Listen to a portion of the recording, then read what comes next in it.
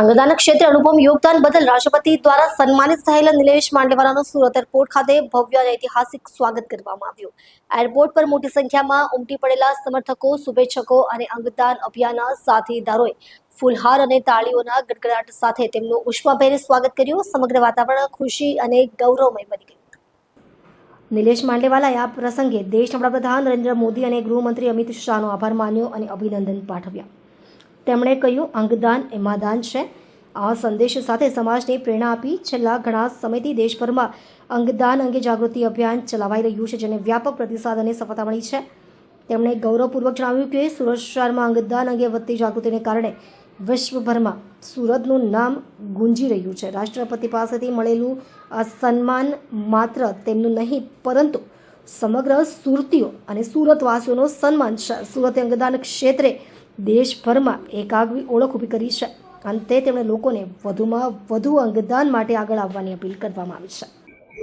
રાષ્ટ્રપતિજી દ્વારા જ્યારે આ પદ્મશ્રીથી સન્માનિત કરવામાં આવ્યા અને ત્યારે જે અનુભવ થયો, જે ગર્વની મહેસૂસ અનુભવ થયો, એનું શબ્દોમાં વર્ણવી શકાય નહીં। તે સમયની જે લાગણી હતી એ ફક્ત અનુભવવાની હતી, એ શબ્દોમાં વર્ણવી ન શકાય। પરંતુ હું ચોક્કસ માનું છું કે આ સન્માન એ નિલેશ માંડલેવાલા કે ડોનેટ લાઈફનું સન્માન નથી। આ સન્માન આપણા સુરત શહેરનું, આપણા ગુજરાતનું સન્માન છે। આ સન્માન તમામ અંગદાતાઓ અને તેમના પરિવારજનોનું સન્માન છે। આ સન્માન આપણા સુરત શહેર અને દક્ષિણ ગુજરાતના ડૉક્ટરો, હોસ્પિટલો, સુરત શહેર police, Gujarat police, Surat airport ઓથોરિટીનું સન્માન છે।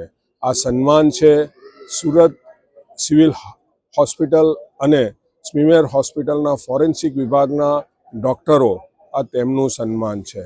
આ સન્માન છે સુરત અને ગુજરાતના પ્રિન્ટ મીડિયા, ઇલેક્ટ્રોનિક મીડિયા અને ડિજિટલ મીડિયાનું સન્માન છે।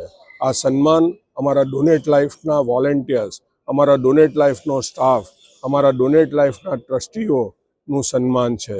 આ સન્માન એ આ જે પણ સંસ્થાઓ, જે પણ વ્યક્તિઓ દેશમાં અંગદાનના કાર્ય સાથે જોડાયેલી છે, એ તમામનું સન્માન છે। આ સન્માન હું મારા સ્વર્ગસ્થ માતા પિતા અને ભગવાન દ્વારકાધીશના ચરણમાં અર્પણ કરું છું।